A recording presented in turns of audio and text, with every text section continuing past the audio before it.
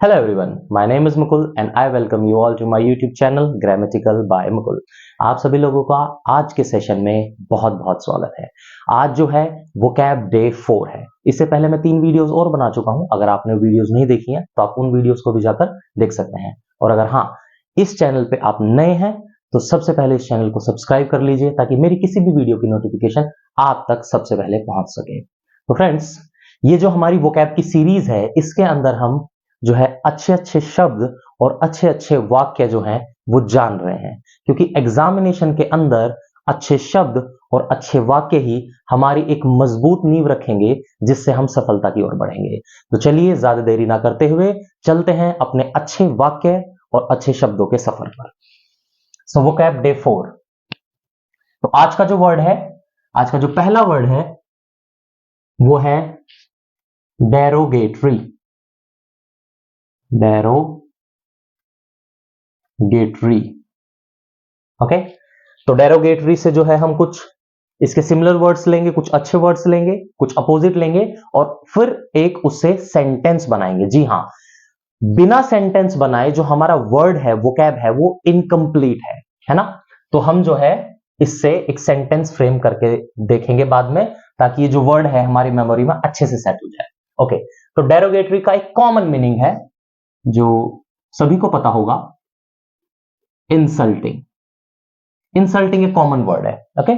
Insulting and disparaging एक अच्छा शब्द है, disparaging.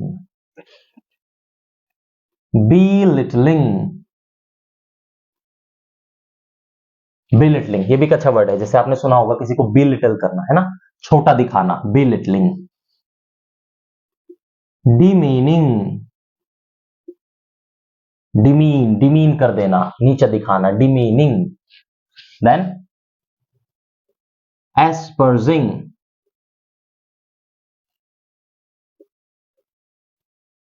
opprobrious।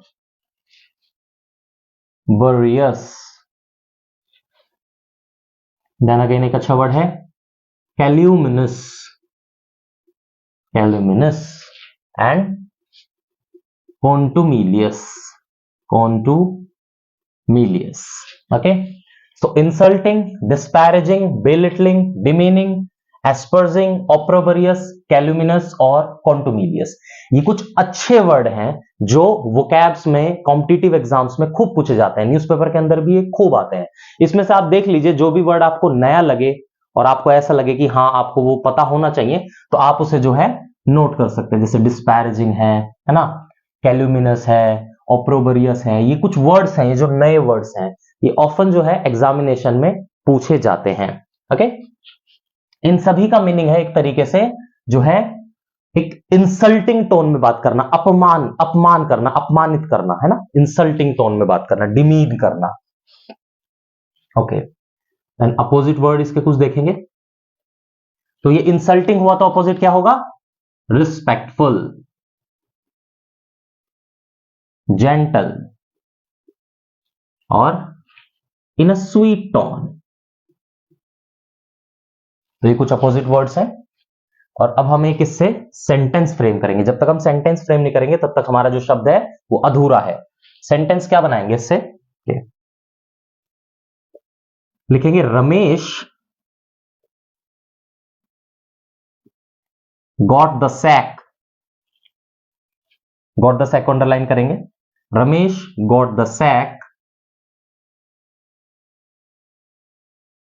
Because of using, blank छोड़ेंगे, ब्लैंक के अंदर ये वर्ड आएगा डेरोगेटरी, इंसल्टिंग, डिस्पैरेजिंग, है ना।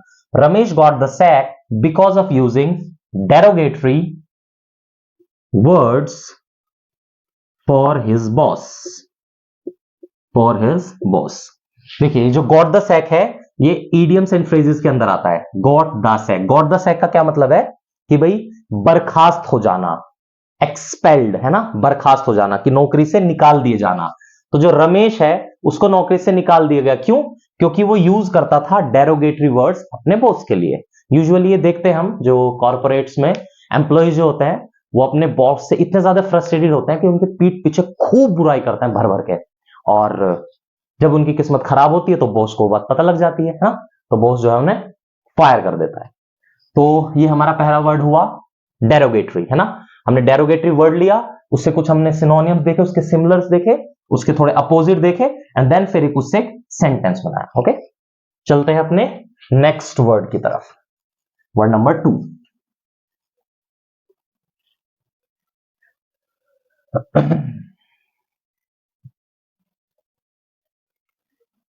तो आज का वर्ड नंबर जो 2 है वो है इफीट। इफीट, ओके। इसका एक बहुत कॉमन सिमिलर मीनिंग क्या होगा? वीक।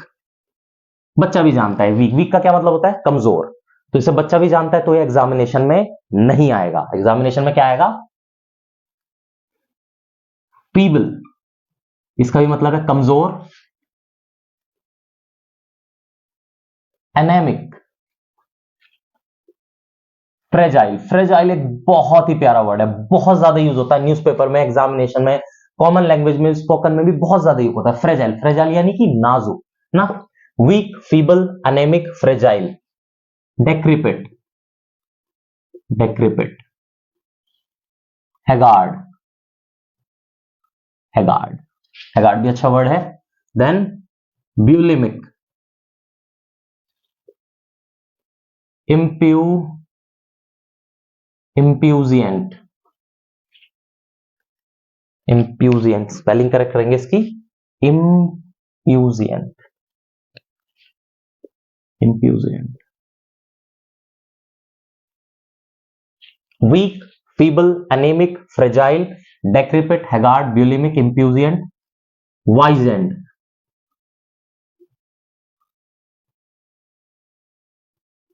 एशेंड। ओके, तो कुछ वर्ड्स हैं, काफी अच्छे वर्ड्स हैं, तो आप इनको अंडरलाइन कर सकते हैं, नोट कर सकते हैं। इनमें से जो वर्ड्स है जैसे एनेमिक, फ्रेजाइल, फीबल, ये बहुत ज्यादा एग्जामिनेशन में यूज होता है। ओके, तो इन सभी का मतलब है बहुत ज्यादा कमजोर होना, वीक होना। ओके, तो अब अपोजिट क्या होगा? अगर वीक है तो वीक का क्या होगा कॉमन मीनिंग? सबसे कॉमन होगा स्ट्रॉन्ग। स्ट्रॉन्ग। इनवॉयलेबल। स्टेंटोरियन। स्टेंटोरियन। स्टेंटोरियन का भी मतलब है बहुत ज्यादा मजबूत, सशक्त, ताकतवर। स्टेंटोरियन। मस्कुलर भी लिख सकते हैं, कॉमन वर्ड है मस्क्यूलर। स्टालवॉर्ट। स्टालवॉर्ट। स्टालवॉर्ट का भी बहुत ज्यादा मजबूत, ताकतवर। ब्राउनी। ब्राउनी। तो इन सब का जो मतलब है वो है स्ट्रॉन्ग, ताकतवर। अब इससे एक वर्ड लेंगे। ओके, सेंटेंस तो होगा फाइनेंशियली। फाइनेंशियली, देन ब्लैंक में क्या वर्ड आएगा? Effete. Weak, feeble, anaemic. Financially effete people. Financially effete people get into hot water. इसको अंडरलाइन करेंगे, ये एक ईडियम है। Get into hot water. Financially effete people get into hot water every now and then. Every now and then. तो financially जो weak people होते हैं, जो फाइनेंशियली वीक लोग होते हैं, गेट इनटू हॉट वाटर का क्या है? मुसीबत में पड़ना। टू गेट इनटू डिफिकल्टीज, मुसीबतों में पड़ना। तो जो एक तरीके से आर्थिक रूप से जो कमजोर लोग होते हैं वो बहुत तरह तरह की मुसीबतों में पड़ते हैं। हमने भी अपने आसपास देखा होगा कि जो समाज के अंदर एक गरीब वर्ग है, पॉवर्टी स्ट्रिकन पीपल है, वो बहुत ही ज्यादा एक तरीके से जो है मुसीबतों में कहीं ना कहीं जहां तहां पड़ते ही रहते हैं। फाइनेंशियली जो उनकी प्रॉब्लम्स है, कई बार जैसे किसी को बहुत ज्यादा बीमारी हो जाती है तो उसके लिए पैसा नहीं है, कुछ वैसे घर में खर्चा करना है उसके लिए पैसा नहीं है, समाज में एक तरीके से उसकी जो कंडीशन होती है वो भी बहुत ज्यादा वीक होती है, लोग रिस्पेक्ट नहीं करते, है ना। सोशल इंस्टीट्यूशंस में भी उसको जो है सेटबैक देखना पड़ता है। तो एक तरीके से गरीब आदमी के बहुत ज्यादा आप कह लीजिए कि प्रॉब्लम्स होती हैं। तो ये एक स्टेटमेंट बना ऐसा। ओके, तो चलते हैं हम आज के थर्ड एंड लास्ट वर्ड की तरफ, जो कि है ग्रेचुटी। ग्रेचुटी। ओके, तो थर्ड वर्ड है आज का ग्रेचुटी, इसको बोलेंगे ग्रेचुटी। तो इसके कुछ similar meanings, perquisite, perquisite, perks, fringe benefit, fringe benefit. एक बहुत अच्छा है word golden parachute, golden parachute, और icing on the cake, icing on the cake. And last word है ग्रेवी, GRAVY। ओके, तो जितने भी वर्ड्स हैं इन सबका मीनिंग है एक तरीके से मुनाफा होना, बेनिफिट होना। जैसे आपने सुना होगा पर्क्विसिट और पर्क्स, है ना, पर्क्स और बेनिफिट्स मिलते हैं कंपनी के अंदर, जो है पर्क्स मिलता है। कोई भी कंपनी में, किसी कंपनी में कोई व्यक्ति काम करने जाता है तो पहले पूछता है कि पे एंड पर्क्स क्या होंगे उसके, है ना। तो benefit, financial benefits.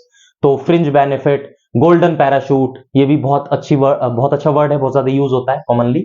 Icing on the cake, icing on the cake बोलते हैं ना, जैसे बोलते हैं cherry on the cake, icing on the cake. इसके जो हिंदी में इसका ट्रांसलेशन कैसे कर सकते हैं, सोने पे सुहागा, आपने सुना होगा, आइसिंग ऑन द केक। और ग्रेवी, ग्रेवी जैसे सब्जी होती है ना, सब्जी, सब्जी के अंदर ग्रेवी, ग्रेवी होती है ना। तो जो सब्जी के अंदर ग्रेवी होती है वो एक तरीके से कंसीडर करा जाता है कि लग्जरी है ना। तो ग्रेवी, तो ग्रेवी, ग्रेचुटी के अंदर क्या है कि एक तरीके से कुछ बेनिफिट होना, है ना। तो अब इससे लेंगे एक हम statement.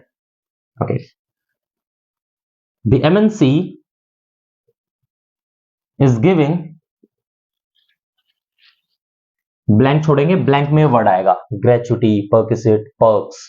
The MNC is giving gratuity to all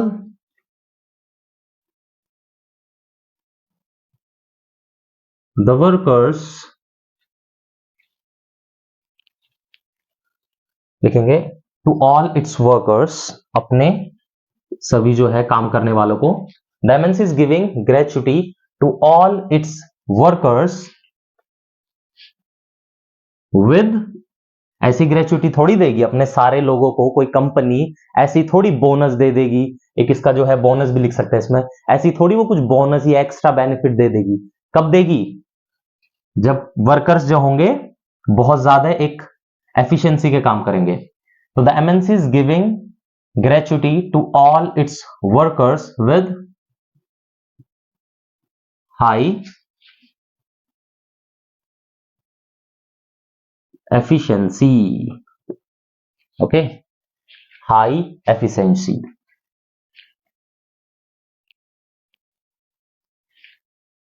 okay, तो ये सेंटेंस हुआ, इसका क्या मतलब है, एफिशिएंसी, परफॉर्मेंस, कुछ भी बोल सकते हैं ना। The MNC is giving gratuity to all its workers with high efficiency.